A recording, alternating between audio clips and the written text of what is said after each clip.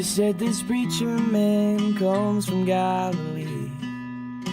There's something so absurd that he deserved to serve my penalty. How can it be?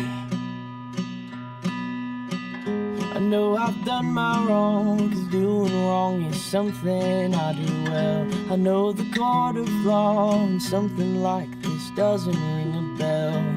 How can it be? And how can it be? I am Barabbas, you took upon my cross. I was a prisoner till you bought my bond with blood. And I can't run away from what my accusers say, 'cause I am Barabbas, I am Barabbas, your friend.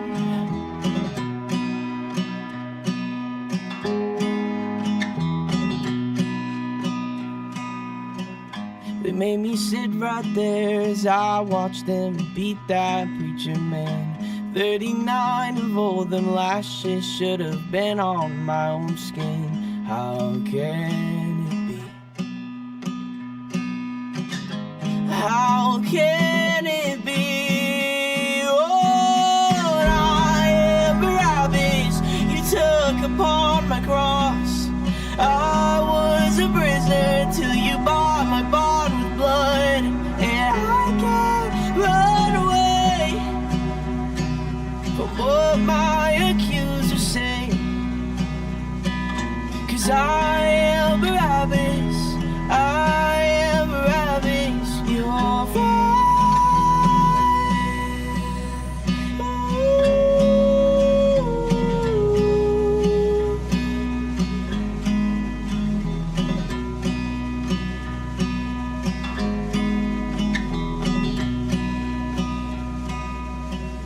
I'll never understand the repercussions of my every sin. Is this love or is this hatred flowing out from bitterness? How can it be? But he looked at me and I said, I am Barabbas, you took upon my cross. I was that prisoner till you bought my bond with blood. And I can't run away from what my accusers say, 'cause I am Barabbas, oh I am Barabbas, I am Barabbas, your friend.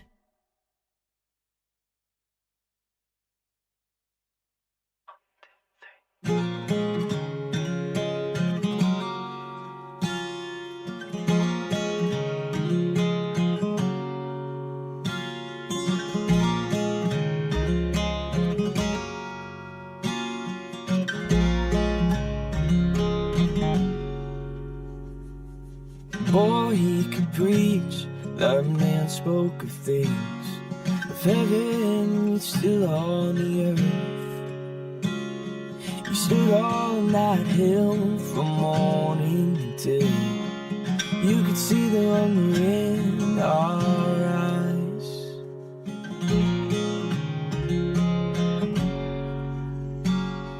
I turned to my mama, as what should we do? Oh, we have one more soul's left. Something told me that my mama believed this preacher could use more than me. Oh, I'm trying to let go. My heart isn't easy, but I give you control. I know it's not much, but I know what I owe. So I give you all my fishes and loaves.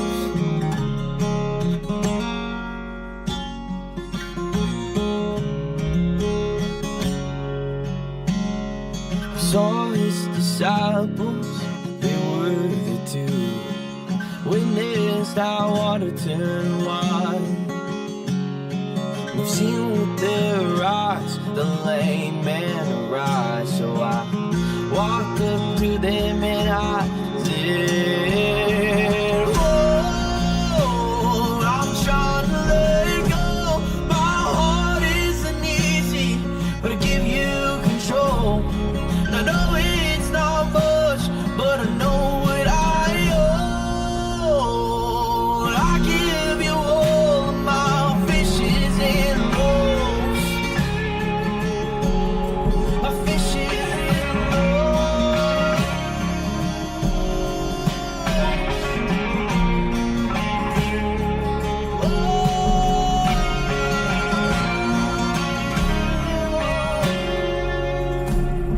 They brought me to the man, put the food in his hands. I held back my questioning thoughts, but something told me that that preacher could see the war between my head and heart. When he said, oh, my child, let go. I know you're uneasy, but I'm in control. I don't need that much for me to show. I'll make the most of your fishes and loaves.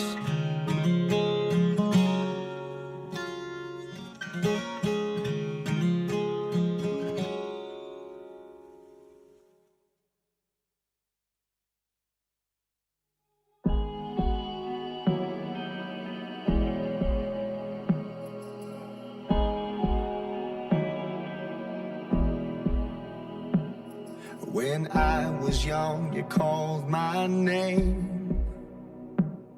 I tried to run, but still you came. And you stepped into the dark, 'cause that's just the kind of God you are. When heaven seems beyond my reach, you still see eternity in me. You're turning ashes into art, 'cause that's just the kind of God you are. It's in the empty tomb, it's on the rugged cross. Your death-defying love is written in your scars. You'll never quit on me, you'll always hold my heart, 'cause that's the kind of God you are. You gave me freedom from my sin. You told me I could start again. All the hurt is dead and gone. Now we're your daughters and your sons. Amazing grace, how sweet the sound. We once were lost, but now we're found. Forever you hold us in your arms, 'cause that's just the kind of God you are. Oh, it's in the empty tomb, it's on the rugged cross. Your death-defying love is written in your scars. You'll never quit on me, you'll always hold my heart, 'cause that's the kind of God you are. You are holy,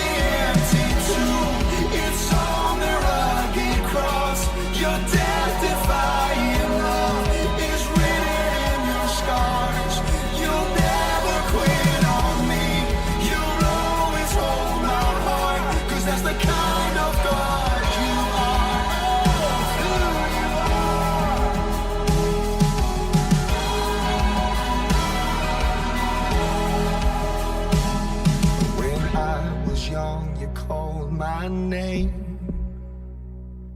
I tried to run, but still you came. And you stepped into the dark, 'cause that's just the kind of God you are.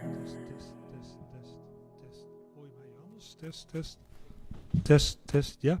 Zo, iedereen hartelijk welkom. We gaan beginnen met de Bijbelstudie, les 29, ene laatste, volgende week de laatste van deze reeks. En zo, laten we gaan starten. Na afloop is nog wel even tijd voor koffie en thee.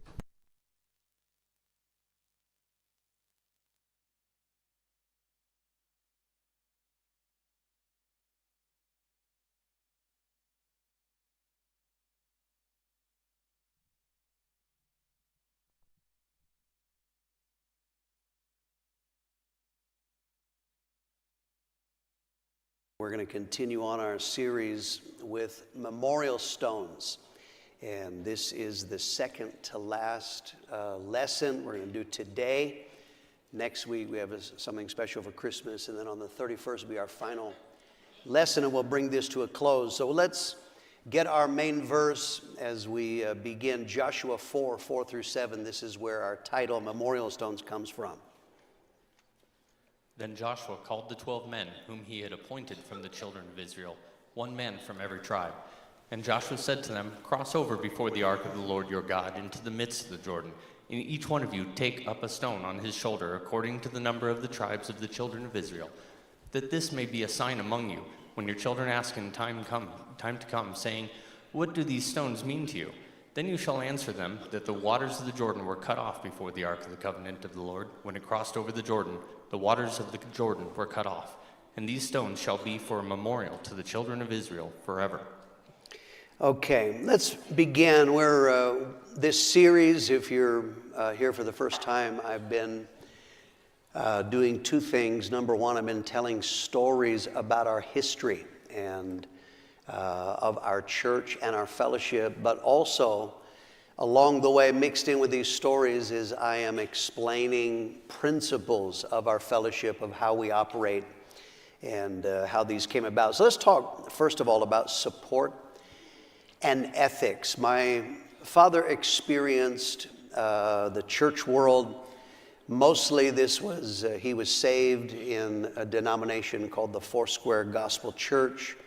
For a very short time, he helped found an independent church in Scottsdale, Arizona, down in the valley in the Phoenix area. And so he discovered something that troubled him, and that was, it's universal, the human tendency to be selfish. So now you have Christians who are all supposed to be in this together for the Lord Jesus, but what he found is that human selfishness would be at work even in the kingdom of God. They would not help someone else in need. And now we're talking about pastors and churches, I'm talking about in particular. They would not help someone or have anything to do with someone lower than them.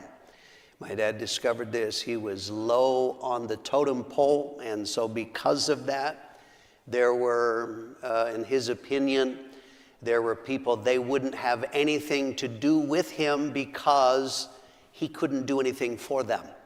So therefore, he was ignored, and he felt that was not just unique to him, as others who were small, struggling, not important in their eyes, is that you had people, they just wouldn't have anything to do with you. They wouldn't help you.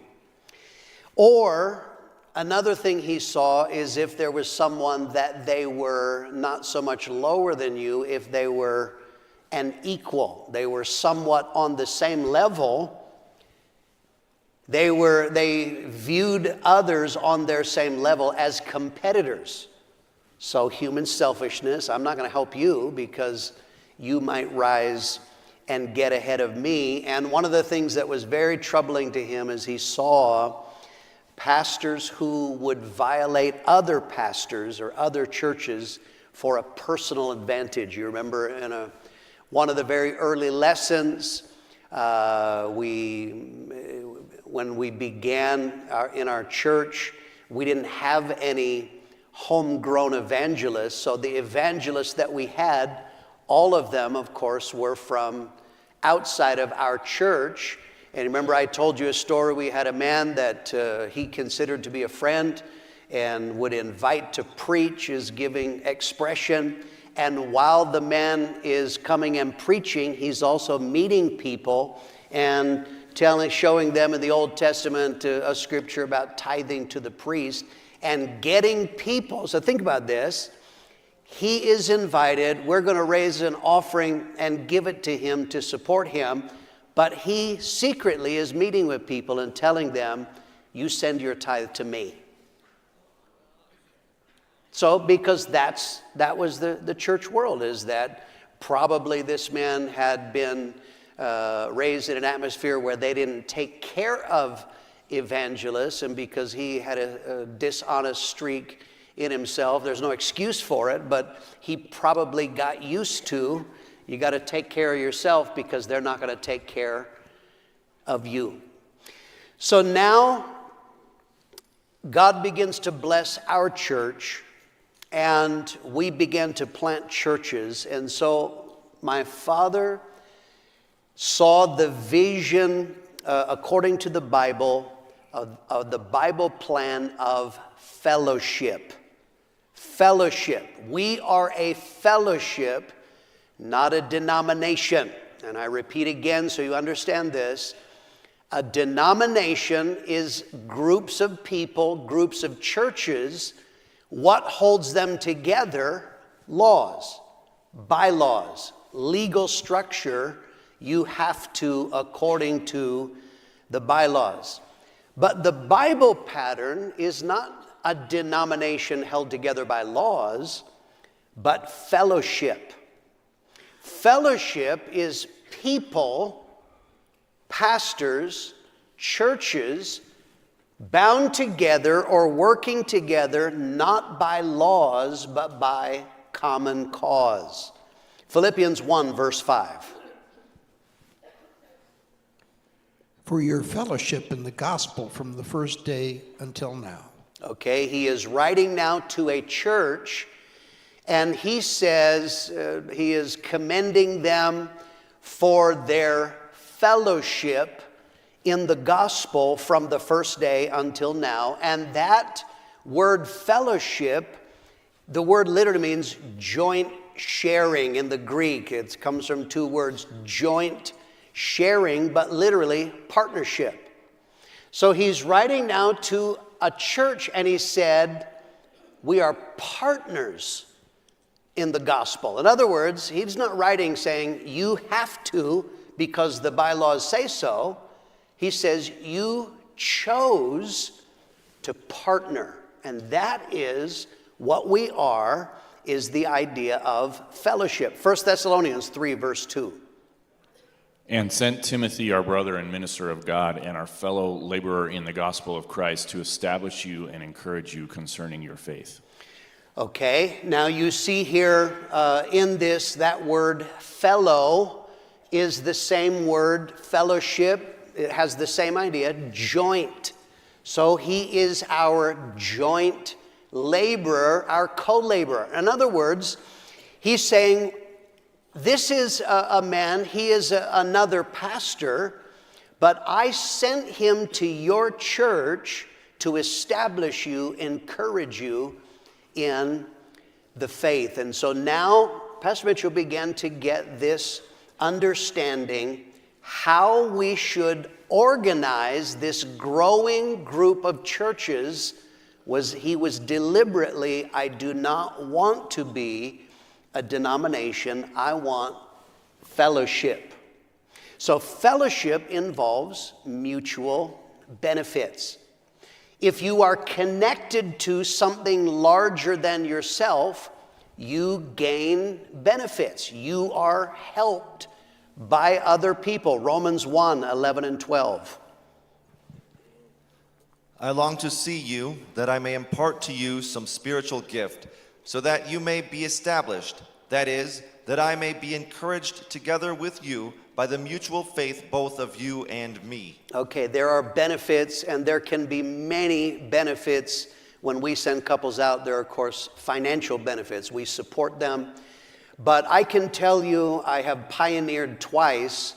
There is something profound about having a fellowship. You are laboring and telling people of something that they have never seen before. Our aim is new converts. We want people to get saved. So we're getting raw sinners saved. It is a wonderful benefit of fellowship when a pioneer couple can bring them to other area churches, can bring them to a rally, bring them to a conference, because it expands their mind. Lisa and I pioneered in Launceston, Tasmania. We're on an island. We couldn't easily take people anywhere. There was nowhere to take them to. But we had an impact team come from our mother church, and we had convert. There was something so powerful about ordinary Christians who came, because human nature is like this. We're telling them things. They go, yeah, but you're the pastor. Lisa would say, yeah, but you're the pastor's wife. But now they saw, in their mind, ordinary Christians, like, oh. And I had people from that time, they dramatically changed. That was a benefit. That's what fellowship does. We gain benefit by being connected to other people. I remember one of our converts, one of the couples, Mike and Alina Cook. Mike had been coming, didn't have a lot of revelation. From that time, Mike Cook gained revelation. He now is pastoring today. That's the benefit of fellowship, mutual obligations. This is the second part. And so mutual obligations. So you get mutual benefits. That's one side. You gain by being connected to something larger. But fellowship means you also have obligations. If you're connected to a larger group, you can't just live for yourself. You can't just act. I think, I feel, I want. It's not okay to only decide for you. You are obligated to do what's right for other people. Romans 14, verse 7. For none of us lives to himself, and no one dies to himself. Okay, this is just a Bible principle, is if you're a Christian, you don't just make decisions for you. Everything you do should be, how will this affect my brother or my sister? And in fellowship, as we begin to plant churches, pastors and churches have mutual benefits, but they have mutual obligations as well. Think about some lessons here of how our foundation is built. Here's the first lesson. We are obligated to try and not harm our brothers and sisters or other churches. Okay, so now we have pastors. They're going to go start a church. They're going to begin to build. All right. You remember this. You are obligated to not hurt other churches, your other fellow pastors or brothers and sisters. This can be many, many things. Let's just hit a few of them. In a larger city, one of the things is in larger cities, we plant multiple churches. And so we learn something over time is in a larger city, you're going to open a church. Don't open a church on top of your brother. Okay, I found a building and it's 1 block from your church. That's not okay, because you are obligated to not do that. We have a simple rule of thumb in bigger cities: be 2 miles away. That would be from another existing fellowship church. That's an obligation. That's what we try to aim for. As churches begin to grow, you discover something is we have people that just show up from other churches. So we try to build into pastors and understand If someone shows up from another fellowship church, we call the church they're from. Where did you come from? I came from such and such a church in California, Florida, Massachusetts. We're going to call the pastor. Who is this guy? This guy showed up in our church. We want to know. And then they say, yeah, he's a pervert, psycho, terrorist, killer. Okay, no, you can't come here. So that is protective. That's one of the things. But it also is you're helping your brother. And that it's not okay, so we're going to check on them. We don't receive immoral people. You can't be immoral at one church and just skip, come to another fellowship church. We're going to check rebellious people and on and on. That is an obligation that helps try and prevent conflict. One of the important things that my father put in is that you don't solicit people to move to your church. Because human selfishness is like this, is your church needs money and you know of a brother in another church and he's got a lot of money. So you start saying, do you know the quality of life in Prescott here?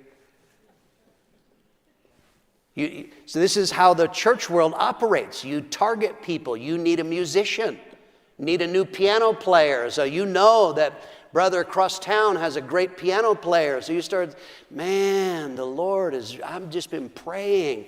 We just need it. You know, I could move. That's the church world. So we don't do that. That's not okay, or just trying to gain numbers. And so these are things that we try to prevent. Another area has to do with evangelists. Going back to my story, the evangelist who was violating the Prescott church, who invited him and was going to pay him. That's not okay. So Pastor Mitchell put in from the beginning, when we have visiting speakers, how do they get here? We will pay their expenses. If someone flies here, we'll pay the airfare. Their car will pay the mileage or whatever it takes. We're trying to bless their ministry, but it also is protective. If evangelists are supported, then they don't have to work scams, right? So we're going to pay their expenses. We're going to feed them. This is, you understand, in the church world, often when you have a visiting speaker, it's like, you know, we got a lady, she's got a back room on the porch. It's a little cold in winter, but man, we'll save a lot of money if you stay with that family. That's what my dad was raised with, and he said, absolutely not. We don't do that. So we put them up in a hotel, we feed them, take care of expenses, and then, of course, we take a love offering. We will support them, and we have for evangelists a guaranteed minimum so that their family can eat and survive.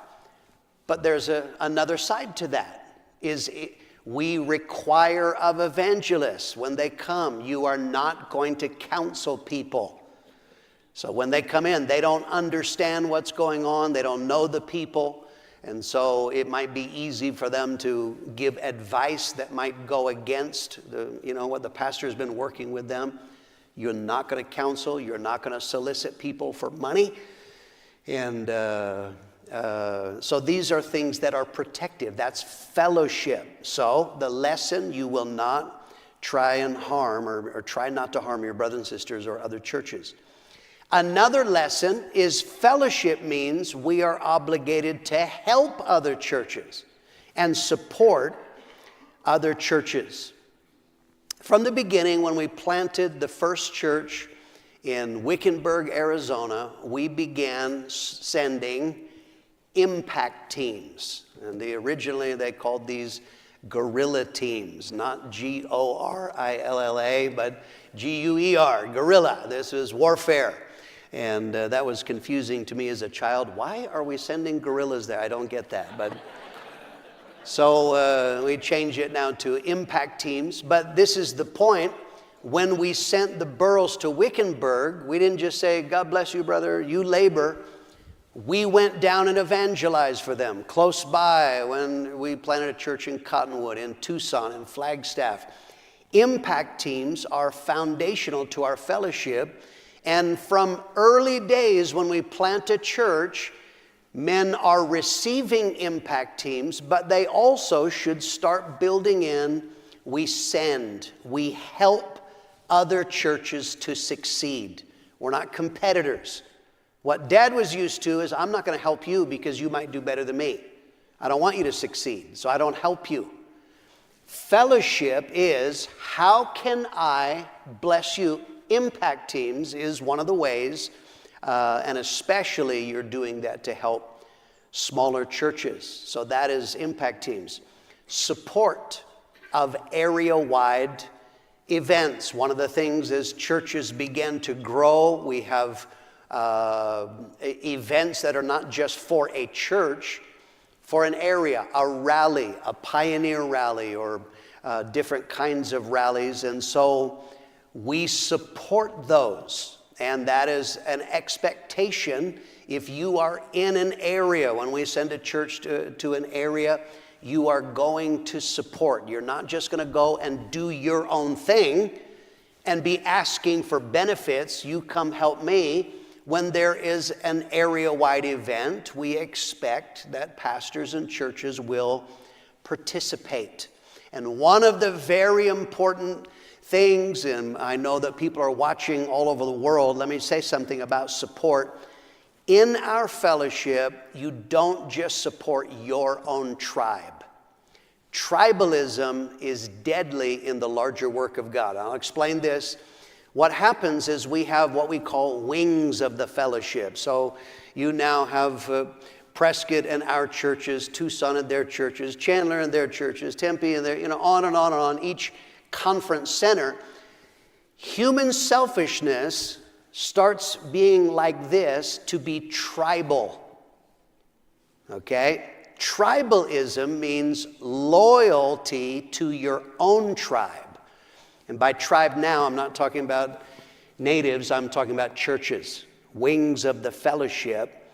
So tribalism is ugly, and Christians do this. This is something we can survive. We've survived rebellion. We will not survive tribalism if you practice this. So what happens is people in their tribe, they're suspicious of everybody else who's not from their tribe. The only good ones are my people, right? If we're from Prescott, I'm suspicious of everybody else except for from Prescott. This is what happens. The only ones who are good, you're only good if you're from Chandler, Tempe, Tucson, San Antonio, El Paso, wherever it is around the world. That is disgusting. We are in this together. And so suspicion, there are people that refuse to ever participate, ever help any other tribe. I won't help you. You're not from my wing of the fellowship. That's disgusting. And that is not okay. So we have people that are doing this. They don't mind receiving benefit, but they will never participate. They isolate their people. They can be in an area where there are many other wings of the fellowship, but they will never attend. They keep their people from attending. That is disgusting. It's from hell. And it will hurt us in the long run. So you are pastors, if you are watching this and you are tribal, you're hurting yourself. You're hurting your own people. And I'm telling you, you're putting seeds of destruction in. I have watched this play out. Wherever I have seen through the years a man who practices tribalism, people who practice tribalism, I warn you, brother, ultimately they will also practice cannibalism. Okay? They will eat you one day because that is a disgusting spirit. It goes against our fellowship in this. So if you receive benefits from the fellowship, you also should accept the obligations of the fellowship. Let's talk about a second thing. Let's talk about releasing conferences. My father, in gaining the understanding of a fellowship, much of this came out of his examination. What did not work well in his early days of salvation and ministry in a denomination? A denomination, I repeat the definition again. It has to do with centralized control. It's groups of pastors, groups of churches. They're held together, but there is centralized control. The decision making is always from headquarters. The focus is always central and headquarters. So one of the strengths of our fellowship is our conferences. Conferences are powerful. Conferences are very stirring. God stirs people's hearts to do right. People gain direction. What should I do in my life and ministry? They gain that in conference. Resources are raised for world evangelism, and we're able to do the work of God because we raise money. World evangelism is incredibly expensive. One of the benefits and blessings of a conference is we're able to raise money. We can afford to plant churches around the world because, in part, of our conferences. So, from the beginning, knowing the weakness of a denomination, my father saw all the decisions had to come through. Can we plant somebody? Let's check with headquarters. How do we get money into missionary? Headquarters has to meet. They got to decide this. So Dad, from the beginning, said, that is not working well, so we won't operate that way. So when we began to plant churches from the beginning, my father deliberately decentralized. And one of the powerful things that he did is, in the beginning, he released the Tucson church to have a conference. Back then, the Flagstaff church was very strong, and he released them to have their own conferences. They didn't have lots and lots of churches, but my father did that so that there would be, in another place, in another area, there would be the blessing, the strength, the growth that would come out of conferences. So that has been an ongoing strategy that we have, is that we release conferences. This happens in two main ways. We have released numbers of area conferences. An area conference is when you have a geographical location where there are not enough churches that they have planted to have what we call an organic conference. Organic is homegrown. We say you can become a conference when you have planted 25 churches, or you have planted and your men have planted a total of 25 churches. But we have released some to have a conference before 25, and we do that to help a geographical area. We're trying to build up a region of, it started in America, but we do this elsewhere. So we have a number of area conferences. They don't technically have enough churches planted to have their own conference, but we do it. McMinnville, Oregon, Carbondale, Illinois, Jacksonville, North Carolina. We released originally to help that area of the United States. That is also true internationally. We have released numbers of churches internationally. Perth, West Australia, and these were ones that originally were area churches. Perth, West Australia, Nogales, Sonora, Mexico, Zwolle in Holland, Waltham Forest in the UK, Nairobi, Kenya, Guangzhou, China, Eldorado Park, South Africa, Cape Cod, Massachusetts, Chilliwack, Canada, Toronto, Canada, Coxtown, India, Brasov, Romania, Suva in the Fiji Islands, Buenos Aires, Argentina, Kampala, Uganda, Vologda in Russia, Davao City, Philippines, Lagos, Nigeria, Footscray in Australia, Lusaka, Zambia, Sydney in Australia, Port Moresby in Papua New Guinea, Guatemala City in Guatemala. These all, some of those then have become organic, but originally we released them to have a conference so that the work of God would be furthered in an area. So it did numbers of things. It helped more people to be exposed to conference. It would be impossible. When we planted the church in Perth, if the only conference option was Prescott, Perth is a long way away. It takes, dear Lord, it takes more than a day to get there. And just because of cost, there would be very few that we would have ever had come to conference here.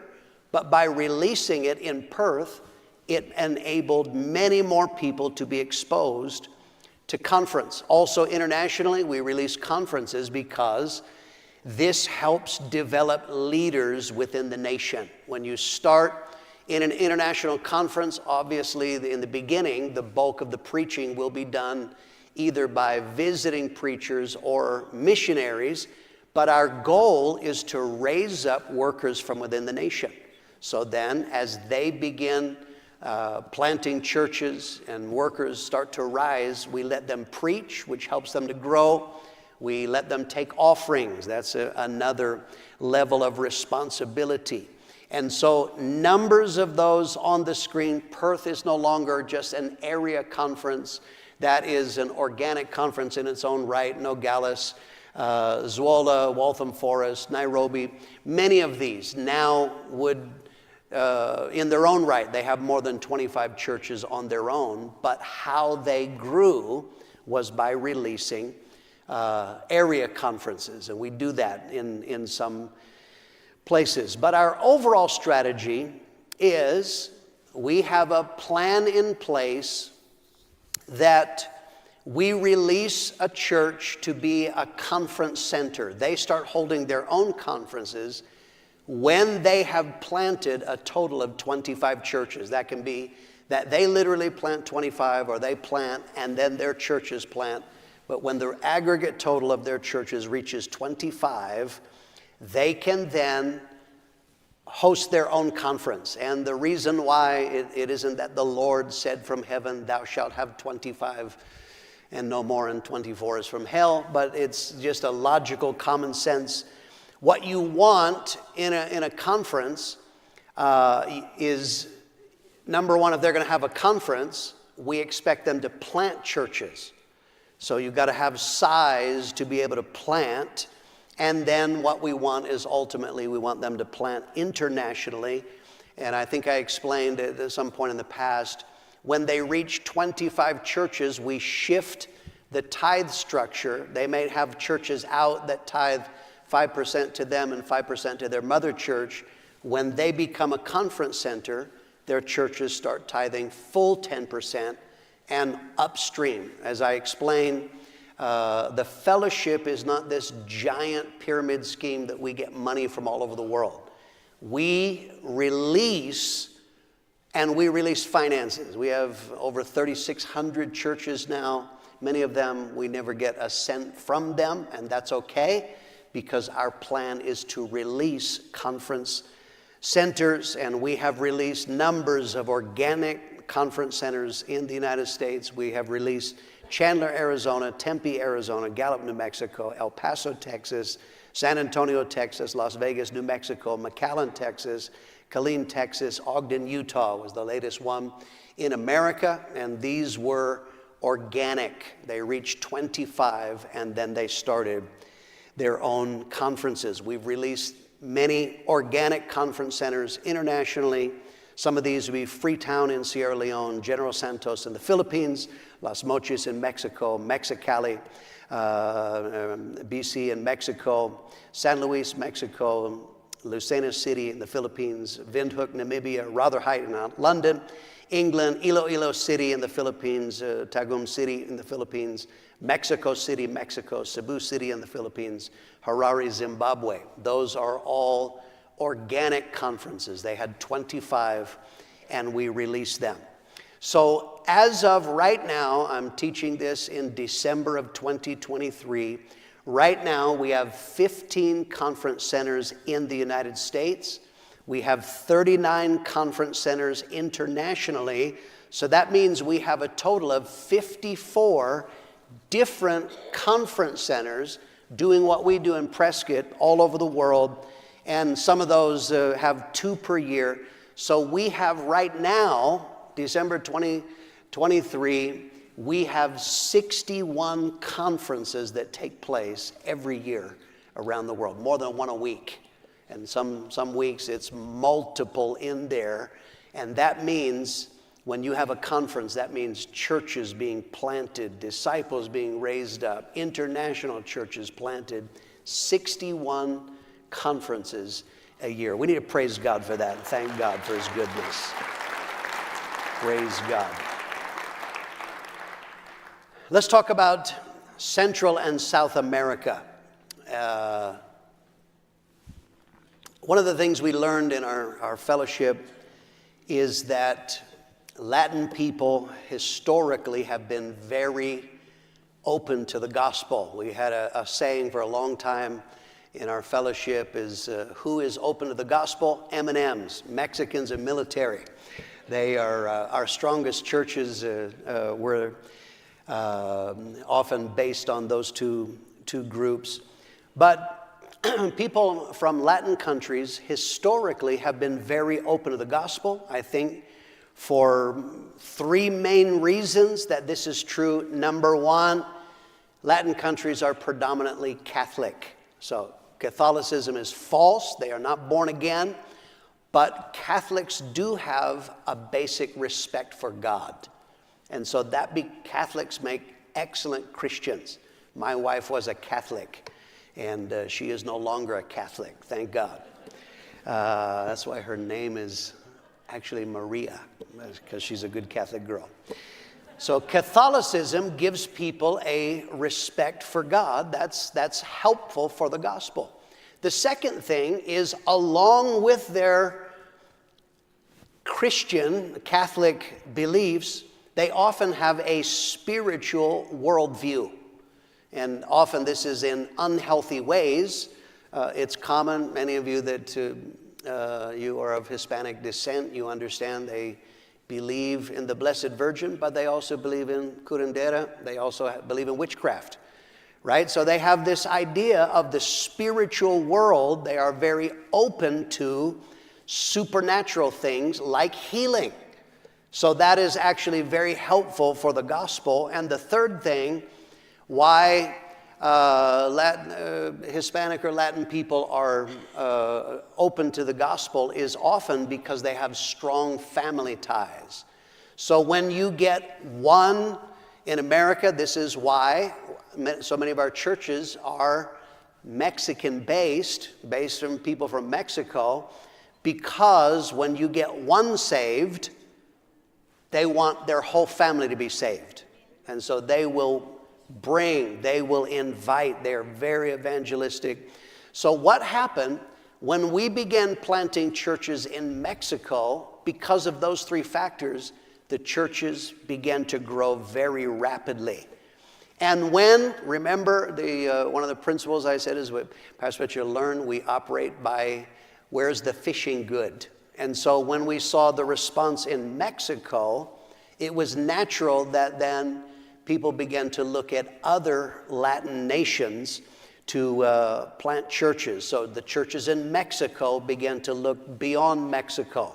Churches in the United States that have a strong Spanish base of any Latin country, they began to look at other Latin nations. So let's talk then about Central America. Right now, in Central America, in the nation of Belize, we have 5 fellowship churches. This is December 2023. El Salvador, we have 9 churches. Right now, in the Honduras, we have 11 churches. In Nicaragua, we have 8 churches. Costa Rica, 3 churches. Panama, we have 6 fellowship churches. And in the nation of Guatemala, we have 20 churches. We have an old trumpet report. Show this is in Frank and Lucy Amado from our church. We sent them to Guatemala City, Guatemala. And this is an early report as they're beginning to build a work in Guatemala City. Then when the Amados left, they nationalized it and turned it over. The leaders of Guatemala right now are Toniel and Violeta Rodriguez. This is me with them, I think 2 years ago when I went to preach in the conference. I love Guatemalan people. I feel powerful and tall in Guatemala. I challenge them all to basketball. So it was great. I want to show you a video. This is in the conference. I went there in December of 21.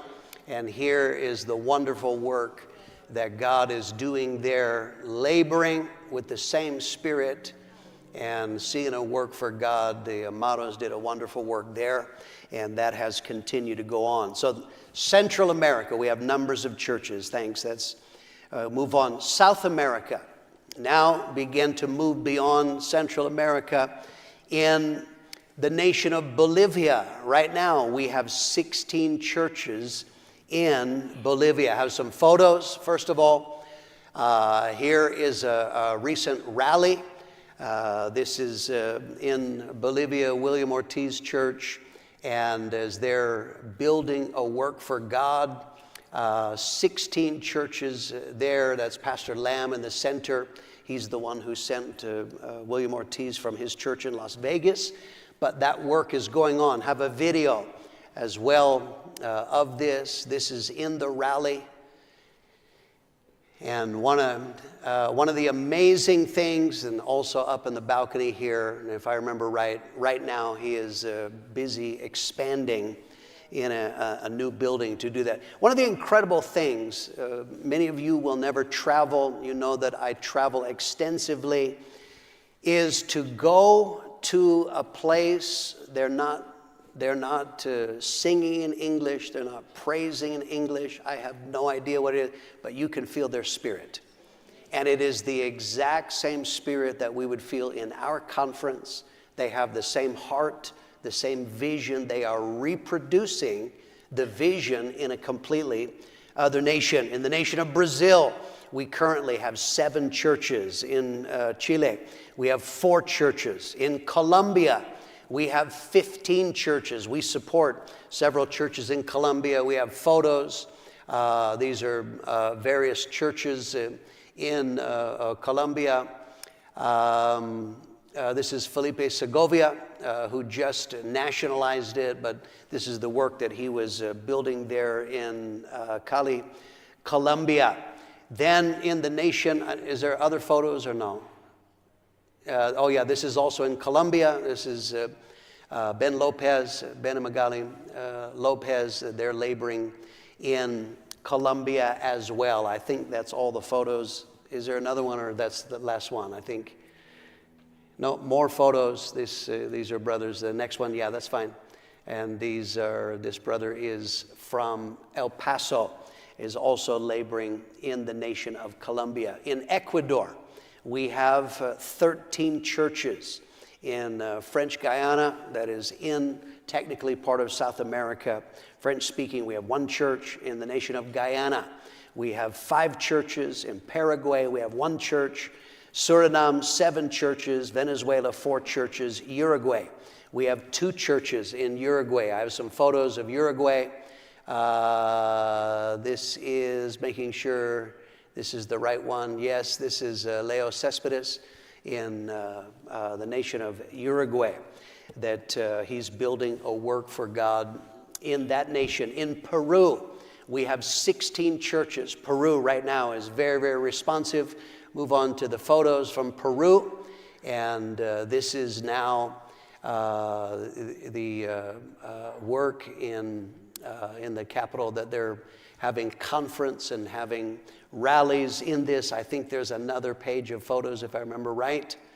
Nope, pull that one back. Okay, so in Peru, we currently have 16 churches, and they're doing very, very well. It's growing rapidly. The nation of Argentina, Tucson actually planted the first church into Buenos Aires, Argentina.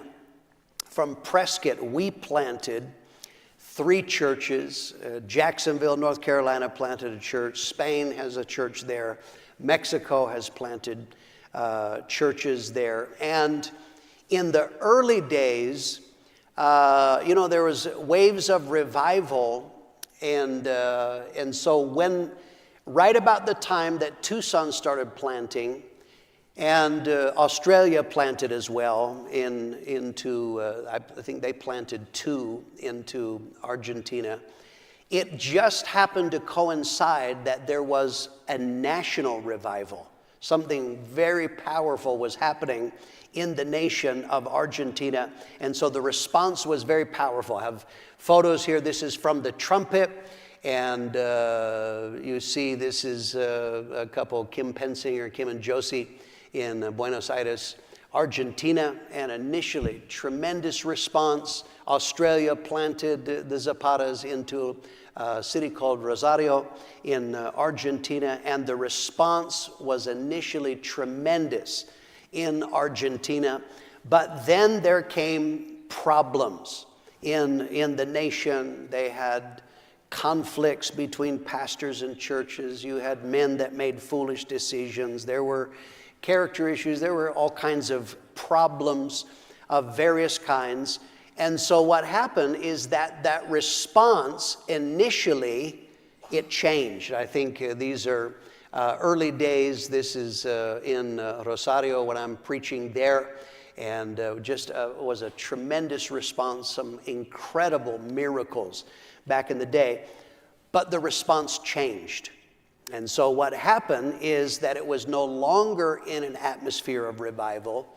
And the majority of the churches in Argentina for quite some time, they struggled. They were not doing well. They were struggling very much.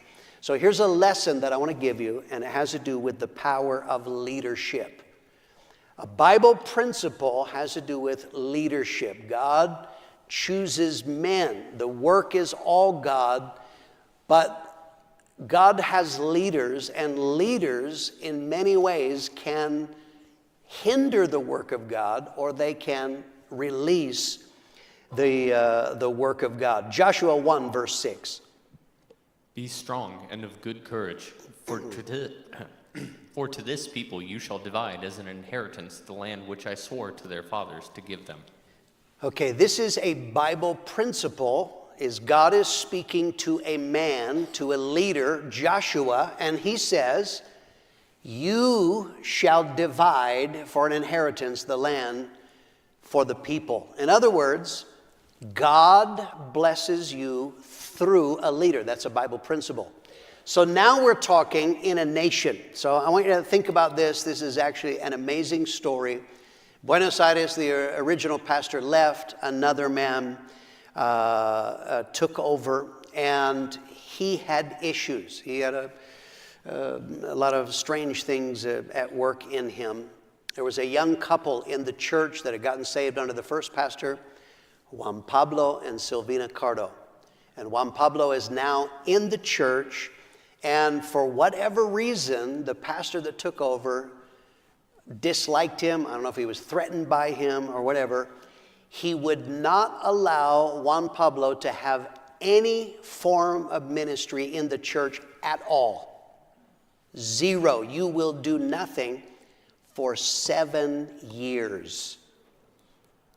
This is incredible. Like, what did I do wrong? He would not tell him, but he was forbidden to have any form of ministry for 7 years. And the most, I have seen people that someone is mean to them for 15 minutes and they can barely stay saved.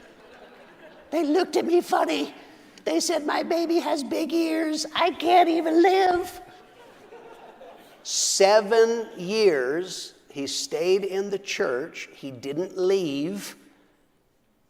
And amazingly, he kept his heart right. And so finally, that man moved on. I don't know where he went. He no longer is in the fellowship. But Harold Warner, the pastor of Tucson, made a change, and he asked Juan Pablo to become the pastor of the church in Buenos Aires. So immediately when he came, I don't know if this was in a Tucson conference or in Prescott. I think it was maybe a Prescott conference he came to Pastor Mitchell, and he said, Pastor Mitchell, I have now taken over in Argentina. He said, you know the many problems that we've had in the nation. He said, what can I do? What steps can I take to help the nation of Argentina, and my father told him, you have to bring leadership to come preach, because leaders have a different dimension, and that will also bring you growth. So he said, okay, but the problem was many leaders knew of the problems. They weren't excited about going to Argentina. And so he said, Pastor Mitchell, will you help me? And so he said yes. And so the first one he went to was Pastor Paul Stevens. He said, Pastor Stevens, Pastor Wayman Mitchell wants you to come to Argentina. And so he did. God bless him. He persuaded my father to come. He had not been there for many years after our investment. Previously, my father began to come, and then in time, once I was on staff, I began going, I don't remember what year, 2008, it seems like maybe 2009, somewhere in that region. But I began to come, and now I go there every year. One of the things that I do is that I do sermon workshops. I teach pastors how to put together sermons, how to find revelation, how to preach. This was the last one. I think there we had 58 or 60. There were somewhere about 60 pastors from Argentina, even South American nations that are there. That has been very, very powerful. Juan Pablo says that has been very, very helpful in the nation. We have their next photo. They just celebrated their 37th anniversary, and the work that God has done, they are continuing on. Very, very powerful. Under the leadership of Juan Pablo Cardo is that God has turned the atmosphere, the spirit of a nation. There is now a powerful move of God in Argentina again. I mean, revival. When they plant churches, the churches are growing rapidly. We have some photos. This is Santa Fe. That's a church that we originally invested in. We sent George and Irish Shields there. Our investment continues.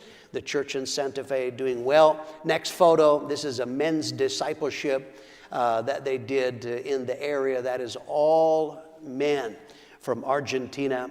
And that is the work that God is doing. For many years, Juan Pablo and the church in Buenos Aires, they were in this tiny little tunnel of a building.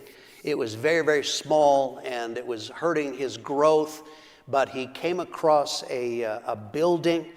The building they were able to get, God helped them supernaturally. This building, they have 3 floors, and on each floor they can seat 400 people. I have a video of this building. This is a rally that I preached just this year when I was there. This is just the bottom floor that were here. There were 400 on the bottom floor, and there were, I'm pulling this from memory, it seems like they had another 300 on the second floor watching on video as well. And I'm telling you, the work in Argentina, it is powering on. They have been planting churches. We have a photo from their last conference that was just all of these couples along the front.